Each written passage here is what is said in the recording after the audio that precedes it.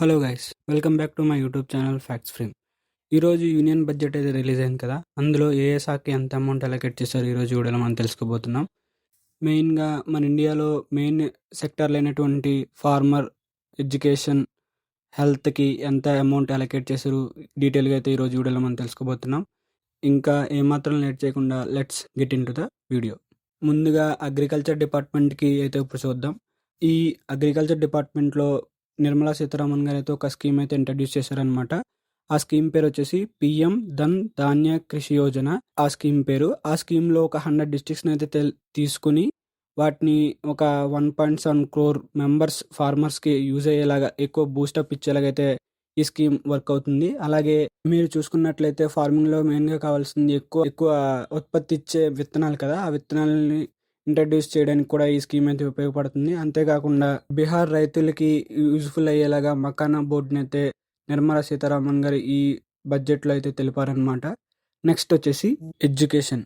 ఈ ఎడ్యుకేషన్ స్కీమ్కి సంబంధించి నిర్మలా సీతారామన్ గారు ఇంకొక కొత్త స్కీమ్ని అయితే ఇంట్రడ్యూస్ చేశారు. ఆ స్కీమ్ పేరు వచ్చేసి భారతీయ భాషా పుస్తక్ స్కీమ్.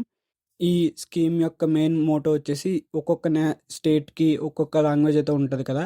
ఆ లాంగ్వేజ్ని బాగా అభివృద్ధి చేయాలని చెప్పి స్కీమ్ అయితే వర్క్ అవుతూ ఉంటుంది. ప్రతి స్టేట్లో దీనికి సంబంధించి ఒక్కొక్క ఎడ్యుకేషన్ బిల్డింగ్ అయితే ఉంటుంది. అన్నిటిని మేనేజ్ చేయడానికి 5 నేషనల్ సెంటర్స్ కూడా ఉంటాయన్నమాట. దీని మెయిన్ మోటో వచ్చేసి make for India, make for the world అనే మోటోతో తీసుకుని నిర్మలా సీతారామన్ గారు అయితే వచ్చారు. నెక్స్ట్ వచ్చేసి హెల్త్. ఈ హెల్త్ కేర్కి సంబంధించి ఒక కొత్త మోటో అయితే తీసుకొచ్చారనమాట. లైక్ క్యాన్సర్ మరియు అరుదైన వ్యాధులు మరియు దీర్ఘకాలిక వ్యాధులతో బాధపడుతున్న రోగులకి 36 ప్రాణాలను రక్షించే మందులు ప్రాథమిక కస్టమ్స్ డ్యూటీ నుండి అయితే పూర్తిగా మినహాయించబడ్డాయి. పైన చెప్పిన 36లో కాకుండా ఒక 6 రకాల మందులపై 5% ట్యాక్స్ అయితే విధించబడింది. అంతేకాకుండా వాటికి బల్క్గా తయారు చేసినందుకు కూడా ట్యాక్స్ అయితే ఉంటుందని చెప్పి నిర్మలా సీతారామన్ గారు హెల్త్ కేర్ ఇంపార్టెన్స్ అయితే ఇచ్చారు. మన ఊర్లలో చూసుకుంటే ఫ్రీగా మెడికల్ క్యాంప్ అయితే పెడతారు కదా. దానికి సంబంధించి ఇంకొక 37 రకాల మందులే కాకుండా 13 కొత్త రకాల మందులను కూడా ఫ్రీ మెడిసిన్ క్యాంప్లో అయితే ఇంట్రడ్యూస్ చేశారనమాట. నెక్స్ట్ మెయిన్గా ట్యాక్స్ అనమాట. ఇది మిడిల్ క్లాస్ పీపుల్స్కి చాలా భారం కింద అయితే తయారైందని చెప్పి లాస్ట్ ఇయర్ బడ్జెట్ రిలీజ్ చేసినప్పుడు అయితే అందరూ నిర్మలా సీతారామన్ గారి మీద అయితే నెగిటివ్గా ఇంపాక్ట్ అయితే చేశారు. దానికి నిర్మలా సీతారామన్ గారు ఈరోజు మిడిల్ క్లాస్కి సంబంధించి మంచి ట్యాక్స్ బెనిఫిట్స్ అయితే తీసుకొచ్చారనమాట. అవేంటో ఇప్పుడు చూద్దాం. మీ ఇయర్లీ ఇన్కమ్ వచ్చేసి 12 లక్షల కంటే తక్కువ ఉంటే మీరు ఎలాంటి ట్యాక్స్ అయితే పే చేయాల్సిన అవసరం లేదు.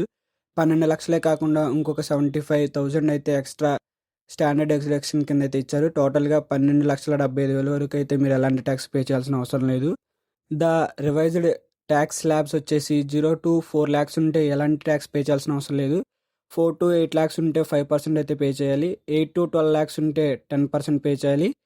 12 to 16 lakhs ఉంటే 15%, 16 to 20 lakhs ఉంటే 20%, 20 to 24 lakhs ఉంటే 25%, అండ్ అబౌవ్ 24 lakhsకి 30% ట్యాక్స్ అయితే ఉండేది.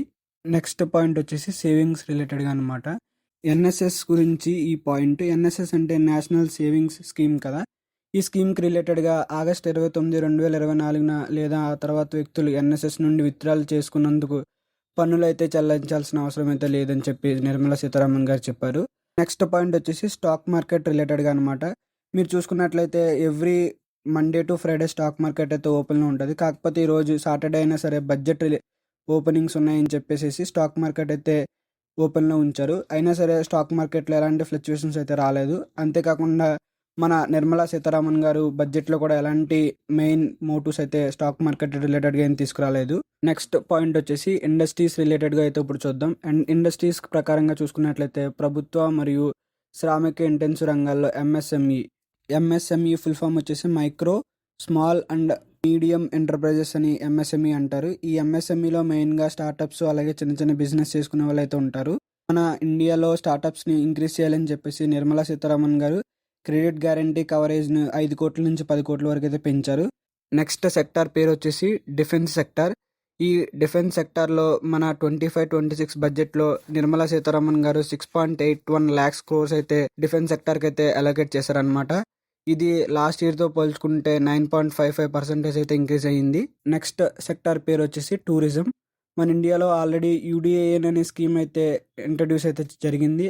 దానికి కంటిన్యూషన్గా 120 కొత్త గమ్యస్థానాలను అయితే విస్తరింపజేస్తుంది. వీళ్ళ మెయిన్ మోటో వచ్చేసి రాబోయే దశాబ్దంలో 4 కోట్ల మంది ప్రయాణికులను అయితే ఆకట్టుకోవాలని చెప్పి ఈ టూరిజం ప్లాన్ అయితే యాక్టివేట్ అయితే చేశారు నిర్మలా సీతారామన్ గారు. ఇంకా లాస్ట్గా ఎంప్లాయ్మెంట్ గురించి అయితే నిర్మలా సీతారామన్ గారు ఒక మెయిన్ పాయింట్ అయితే చెప్పారు. ఆ పాయింట్ అయితే ఇప్పుడు చూద్దాం. ఫుట్వేర్ అండ్ లెదర్ కోసం ఫోకస్ ప్రొడక్ట్స్ స్కీమ్ 22 లక్షల ఉద్యోగాల మద్దతు ఇవ్వడం మరియు ఫుడ్ ప్రాసెసింగ్ పెంచడానికి మరియు యువతకు నైపుణ్యం మరియు ఉపాధి అవకాశాలను సృష్టించడానికి బీహార్లోని national institute of food technology వంటి కార్యక్రమాలను కార్మిక ఇంటెన్సివ్ రంగాల్లో ఉపాధిని ప్రోత్సహించడానికి ప్రభుత్వం అయితే ఒక కొత్త స్కీమ్ని అయితే ఇంట్రడ్యూస్ చేస్తుందని చెప్పి అయితే చెప్పారు. ఇది ఫ్రెండ్స్ ఈరోజు మెయిన్ బడ్జెట్లో ఇంపార్టెంట్ పాయింట్స్. మీకు ఏ పాయింట్ నచ్చిందో కింద కమెంట్ సెక్షన్లో తెలియచేయండి. ఇలాంటి మరెన్నో ఇంట్రెస్టెడ్ అండ్ అప్డేటెడ్ న్యూస్ కోసం please do hit the subscribe button and share the video, like the video. Thank you.